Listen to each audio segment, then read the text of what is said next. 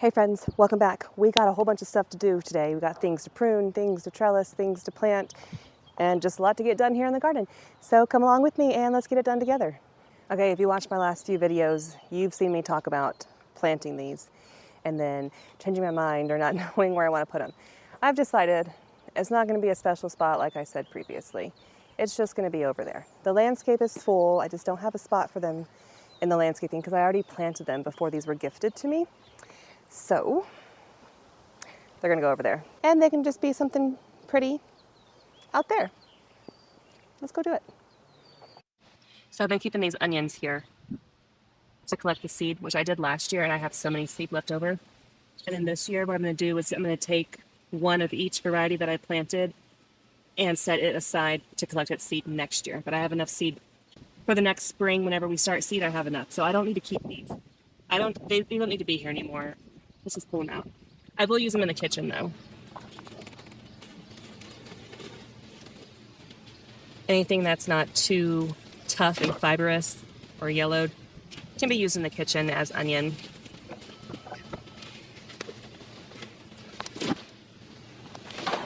All right, I'll clean those up and use them in the kitchen. No big deal.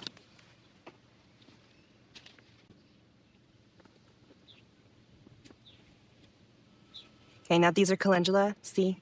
And they're all yellow. So won't this be pretty to just give this space to flowers instead of food crop and just have this bright, beautiful pink, red, so vibrant with the backdrop of yellow. I think that will be very pretty. And like the calendula is like all right here. So it'll just be surrounded by yellow.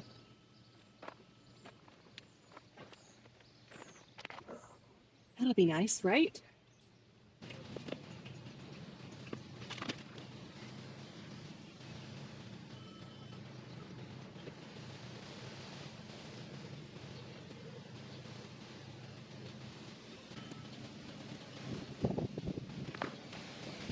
First flame.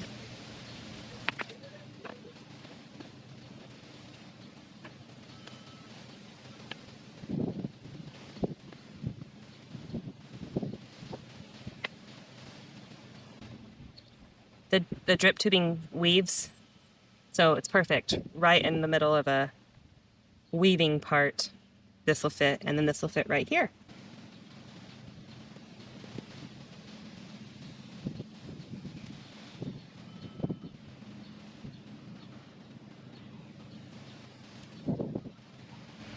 Like my manicure?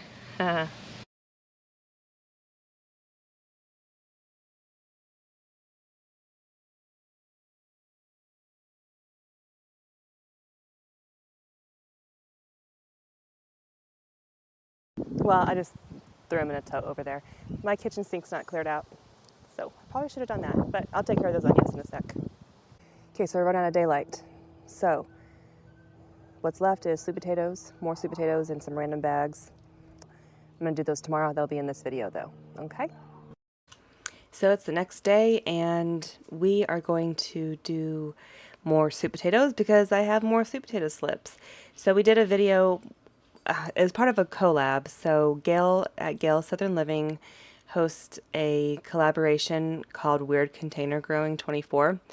And so I made 2 videos already about the weird containers, and it's just Weird Container Growing Part 1 and then the same Part 2. And just gives people ideas of different things they can grow in. People get pretty creative. So I think one of my creative ideas was to just grow in random bags. Like, you know, when you get free bags, people are promoting their stuff and their logos on the side of the bag, and you just accumulate bags over the years, or like the ones you buy and use at the grocery store. These are all just random, free, reusable, washable bags as part of my weird container growing. And I got more sweet potato slips. I got plenty of bags that I've accumulated over the years that come in handy here and there. And so I thought, why not put dirt in them? They drain. They're not solid. And that's the one I used in the example of the video and hung it on the fence. And so we got sweet potatoes and everything, it seems like. Here's some more sweet potato slips. So these 2 containers here, I've planted like 9 slips in them. and some keep dying. I take them out, plant new ones. Like they don't push any new growth at all. Like all the leaves just come off and they're just like this little stem with a couple roots. And I know this compost I put in here is absolute crap. Didn't know it because like when you buy a bag of compost you can't see what it looks like. So it was just a little bit of a cheaper brand. Just a few dollars cheaper than the potting mix, so thought we'd give it a shot. And it is terrible. I can't even remember. I don't know if it's like Schuler brand or something like that. Big blue bag, but I'll never buy it again. And I think that's why the sweet potatoes keep dying over here, because they're getting plenty of water. It doesn't retain. It's very woody, so it's not retaining moisture either, because we have that moisture sensor in that green thing that was in there. So I just made a trench and put the sweet potato vine flat in the trench because every node will make leaves and roots. So I thought, well, there's plenty of chances for this to root in along one of these nodes, so let me trench and lay it flat instead. And those actually haven't died yet. So, I mean, this is probably like 2 or a week and a half maybe later, this video, than like the current moment when it's about to go, the video is about to go out. So they haven't died yet. High hopes there. And then I have 3 matching blue containers that you see like on the table right here. And those are special containers in honor of our 3 old dogs. 2 of them have passed now, and then Lucas, he's in videos all the time. You'll see him. He's black and white. He's 15 and a half years old.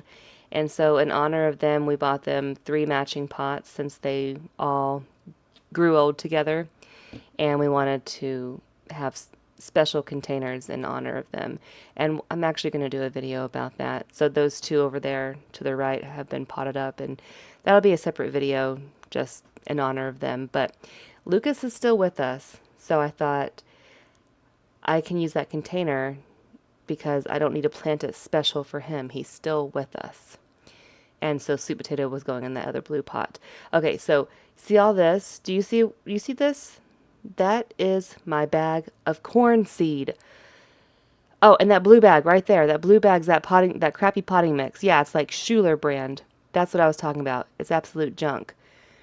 Anyways, I was planting the corn and I threw everything in the tote to carry it out of there, kind of like clean up my mess. Well, I forgot that there wasn't trash only in the container. My seeds were at the bottom of the tote, and they're all ruined now. So I'm just looking around like, where on earth can I plant these so they don't all go to waste? Because it's like, it was like $10 for the bag, and I planted those last year and this year. So you see how much is still there. Like there's still quite a bit in there. I probably could have gotten away with growing a couple years more worth of corn with that one bag. So I don't know, we could say like $6 wasted, something like that. So I have this spot over here where I tried to plant strawberries in last year, and they weren't super in love with the spot. Those little containers there, they dry out pretty fast. So some of them survived, but very few. And what has been successfully growing in there is a bunch of dandelions. So we're just ripping everything out, and I'm going to plant the corn over here and hope for the best. If it doesn't work, it doesn't work. The seed is wasted anyways. But these have germinated slightly, like basically like I soaked the seeds, and some of them are rooting a little bit. And so I'm like, okay, they're not too far gone. Like they're not moldy, but they are too far gone to be able to dry out and save and try to plant next year. So we're putting like 8 in each one of these, just in case they don't all germinate. I'm just going to plant a little heavily. And that's what we do. We put about 8 seeds in every one of these, because why not? I didn't have any other plans for this space. So now that we're in the future here, they have germinated, and I did see a bunch of dirt that was messed with, so I know something has come over here and messed with them. So not all the corn germinated, because, you know, some of the seeds probably got ate by a critter or a bird or something. But some better than none. So hopefully enough will come up to where it can pollinate itself in a block really well. Otherwise it would all be pointless, but worth a shot. And instead of putting little holes in with my finger and planting, I decided to just top it all off with fresh potting mix. And we'll throw everything we yanked out into the compost.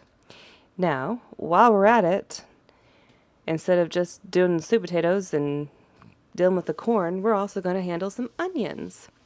So I still have a ton of onions because we started so many, they germinated so well that I'm like, where can I put some onions? Where can I just like tuck them in somewhere and see what happens? Because I didn't throw them away. I'm going to see how many I can figure out spots for. So I know these sweet potatoes in these containers will vine out and take up a lot of space. So I know these onions won't get huge, but we might get small bulbs out of them. I don't know. We'll see. We'll see what we get. But something's better than nothing. And so I'm just going to plant in random little spots around the vines and see what happens. And then we'll know for next year, hey, that works, or hey, that doesn't work. Because normally I would have just left that container to just the 3 sweet potato plants. And I got this space in front of the tomatoes with nothing planted in it, and I thought, oh, let me squeeze them in here. This'll work. Let's fix this pea plant while we're at it, because it's not quite staying in its trellis like it's supposed to. I planted these pretty densely, and they all basically germinated, so I've got a lot going on here. But I think we'll be harvesting peas really soon in the garden, so that's exciting. And we got some anise, A-N-I-S-E. Hope I'm saying that right. And this is the medicinal area. This is the grow bag garden bed, where it's just a bunch of grow bags stacked up on top of pallets in the shape of a bed. And we harvested radishes, and along the poles here, we're going to plant Malabar spinach, and then in that little spot where the radishes were, we're going to plant some more beets right next to the beets that are already there. And at the poles, I tried planting sweet peas, but I failed to plant them at the proper time. I don't know why I thought that I would plant them the same time I planted the snap peas, but they're actually not cold tolerant like snap peas are. So I screwed up there, but that's okay. We'll just have Malabar spinach climb up these poles instead, and a succession planting of beets right there. And it'll all be good. Water it in real good. I need to secure this trellis better. I had it secured, but then I used the pieces to secure the tomato trellis next to it. And then I went and grabbed more pieces anyways, so I probably shouldn't have took this apart to begin with. And for some reason now, these poles won't stay straight up like they were before, like they're trying to like twist and tangle towards the top. And so I'm really struggling here. It ends up twisting into like this curved obelisk looking shape. By the time we're done with it, see, just did it again. It's just shifting. So I have these shorter pieces that I can use to connect and hold them in place without making them move too much. So anyways, we get it secured. It's gonna have to be good enough. Now my herbs are growing really good, and they're actually a little too close to where they're crowding each other out. So that rosemary needs to get moved away from the parsley that it's next to. And the marjoram I want to move about 6 inches or so away from the basil that's right there. Actually, I want to, 1, give the marjoram more space, and 2, I want to put a few more basil seeds in there. I think I want more basil than just the 4 plants that I currently have there of Italian basil. You know, if I can have enough for like a whole year's supply, that would be ideal. So might as well plant more. I got the space for it. So we moved the marjoram down about 6 inches, and then I don't know, maybe that's a foot away. We're transplanting the rosemary over there, so that way things aren't crowded. Rosemaries can get pretty big if they have enough sun. So that's my only rosemary plant. That's the only one that successfully germinated. So I want to definitely give it as much sunlight as possible. I'm doing a succession planting of dill. We have dill right to the left that has germinated and doing well. And we need to have another succession planting of that. So that's what we're doing here. I plan on having lots of cucumbers and lots of pickles. Evan loves the pickles. I make them sweet and spicy and tangy, and they're just so good. So we need lots of dill this year. And then this is tarragon. My tarragon never germinated inside, so I thought, why not give it a shot? It needs light to germinate, and so the instructions said to just sprinkle a little dirt on top and water it in. Surface sowing seeds is always really hard outside because they have to stay moist, and it's really hard to keep them moist outside because it gets hot, dries out. We're going to put a few more basil seeds in on each side of the basil plants currently there and see what happens. Water everything in real good.